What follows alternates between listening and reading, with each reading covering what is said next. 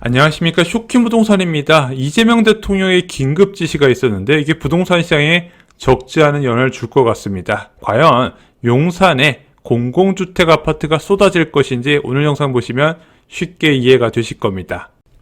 11월 3일 이재명 대통령이 각 부처에 지시를 냈습니다. 자, 현재 진행 검토 중인 자산 매각에 대해서 전면 재검토한 후 시행 여부를 재결정하도록 각 부처에 긴급히 지시를 했고요. 또한 불필요한 자산을 제외한 매각은 기본적으로 자제하라는 지침이 포함이 되어 있다고 합니다. 자, 매각이 불가피한 자산에 대해서는 국무총리가 사전 재가를 받도록 하는 절차를 신설했다고 해요. 그로부터 이틀 뒤 11월 5일 국무조정실 보도자료가 발표됐습니다. 자, YTN 지분 매각 등 헐값 매각 의혹에 대해서 전수조사와 감사를 즉각 실시하고요. 위법, 특혜가 확인되면 검경 합동 수사와 계약 취소 등 강력한 조치를 추진한다고 합니다. 또한 공공자산 매각 절차를 엄격화해서 민영화 우려를 해소하고 국민 재산을 보호할 계획이라고 나와 있었어요. 왜 이런 지시가 나왔을까요? 자, 윤석열 정부 당시 경제부총리였던 추경호 전 부총리는요, 2022년 국유자산 매각과 활용 활성화 방안을 내놓으면서 5년간 16조 원 규모의 자산을 매각한다고 발표를 합니다. 민주당은 이것이 세수 결손을 메우기 위한 헐값 매각이라고 비판을 했는데 실제 이게 어느 정도 좀 일리가 있다는 얘기가 있어요. 자, 반민규 의원실에 따르면 캠코 매각 부동산 중 낙찰가율이 100% 미만인 비율이 2020년에서 2022년에는 4.4에서 11%였지만 2023년에는 42.7%, 2024년에는 58.7%로 감정가보다 낮은 매각가가 많이 있었다는 거죠. 결과적으로 최근 2년간 국유자산 저가 매각 논란이 급격히 커졌다는 분석에서 이재명 대통령이 지시를 했고 국무총리실에서 감사에 나선 것으로 보여집니다. 정치적인 부분은 이제 제외를 하고 이 대통령의 긴급 지시가 부동산 시장에 미치는 영향에 대해서 좀 살펴보겠습니다. 자, 이 이슈가 중요한 이유가 무엇이냐면 얘는 서울시의 용산국제업무지구 사업에 영향을 줄 수 있기 때문에 그래요. 자, 용산 정비창 일대 50만 제곱미터 부지에 국제 업무지구를 조성하는 이 사업이죠. 그래서 이 부지가 여의도공원의 2배, 서울광장의 40배 규모입니다. 그래서 서울 중심에 남은 마지막 대규모 가용지로 평가를 받아요. 그래서 현재 3대 업무지구로 나눠져 있는 것이 이 용산 국제업무지구가 완성되면 4대 업무지구로 개편될 거라는 이야기가 나오고 있습니다. 하지만 2013년 도시개발사업 무산 이후에 지금 10년 넘게 방치된 지역이죠. 하지만 이제 오세훈 서울시장이 임기를 시작하고 SH공사 주도로 사업이 탄력을 받았는데 이번에 자산 매각 중단 관련해서 좀 이슈를 맞이한 것으로 보여집니다. 용산 정비창 부지는요, 예전에도 좀 주택을 공급하자는 정책이 꾸준히 추진됐던 곳이에요. 자, 문재인 정부 당시 2020년 5.6 공급 대책에 이 용산 정비창 부지에 8,000호의 주택을 공급하자는 계획이 발표가 됐어요. 그래서 공공으로 4,000호, 민간으로 4,000호 공급 계획이 발표됐다가 자, 윤석열 정부에서는 어떻게 바뀌었다? 이것이 좀 국제 업무지구에 더 힘을 주는 방향으로 포커스가 맞춰졌고요. 여기에 아파트 4,000호, 오피스텔 2,500호 규모로 바뀌게 돼요. 정부와 여당은요, 용산 국제업무지구에 주택을 늘리고 싶어하는 눈치입니다. 알다시피 더불어민주당에서 연말에 주택 공급 정책을 발표한다고 예고를 한 상태죠. 자, 그런데 우린 지금 이렇게 생각을 하고 있어요. 자, 서울에 주택이 부족하다는 건 다 알아요. 근데 어떻게 공급할 것이냐? 핵심지의 주택을 공급할 방법은 기존 주택을 허물고 새로 짓는 정비사업밖에 없다는 겁니다. 근데 얘는 최소 15년 이상 걸리는 초장기 프로젝트예요. 지금 당장의 공급 부족을 해소할 수 있는 이슈는 분명히 아니라는 겁니다.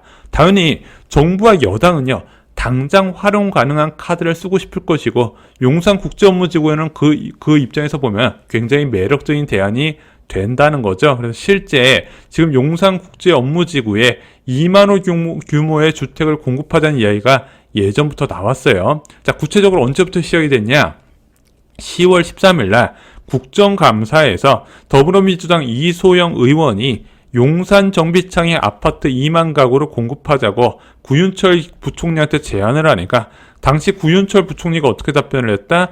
관계부처와 협의해 주택 공급이 가능하도록 노력하겠다고 이야기를 한 거예요. 구체적으로 현재 한 6천호 규모로 공동주택에 들어갈 계획인데 이것을 2만호로 늘리는 방안을 정부와 여당이 추진 중이고요. 이것은 좀 서울시 계획과 좀 많이 다른 측면이 있다는 거죠. 착공을 앞둔 용산국제업무지구에 변수가 생겼어요. 아니 서울시 사업을 정부가 이래라 저래라 할 수 있나요?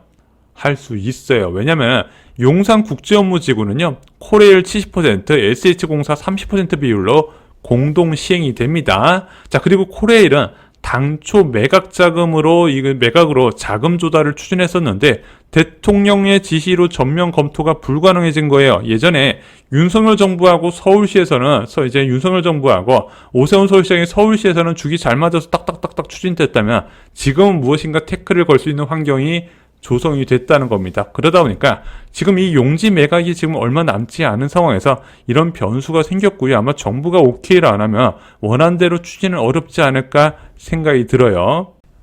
일단 착공식은 예정대로 진행이 된다고 합니다. 그래서 코렐과 SH공사는 12월 초에 착공식은 하는데 어차피 이게 착공식이 큰 의미가 없어요. GTX C나 B노선 보시기 바랍니다. 그래서 착공식은 상징적인 의미에 불과하고 실제 착공은 내년 이후로 미뤄질 것 같은데 한 전문가는 매각 승인과 자금 집행이 지연되면 전체 일정이 6개월에서 1년 이상 늦어질 가능성, 6개월에서 1년 아니에요. 더 이상 늦어질 가능성이 있습니다. 이건 왜냐면 정치적으로 풀어야 되는 부분이라서 이거 당장 용산국제업무지구의 공사 착공을 보기에는 좀 쉽지 않을 거라 저는 개인적으로 이렇게 생각을 합니다.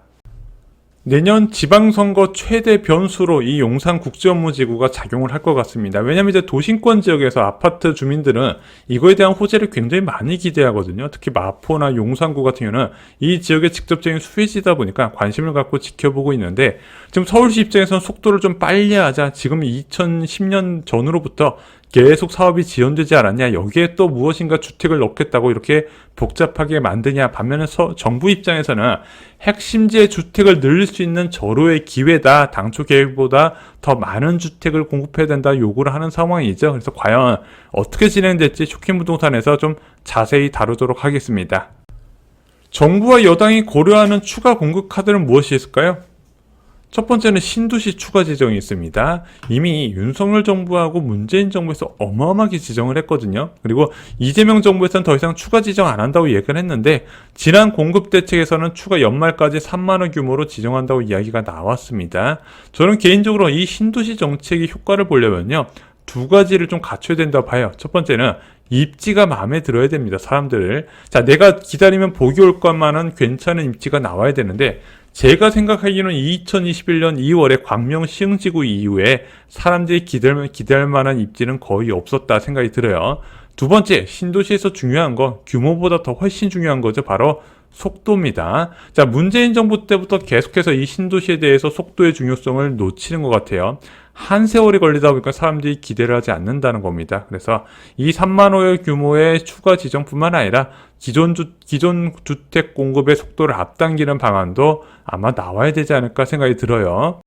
두 번째는 그린벨트 해제 소식입니다. 공급 방안에서 가장 효과적인 내용이 아닐까 싶어요. 자, 그래서 현재 강남권에 이 그린벨트가 좀 꽤 많이 남아 있거든요. 그것을 활용해서 주택을 대규모로 공급한다 그러면 이제 좀 불안 심리도 잠재워지고요.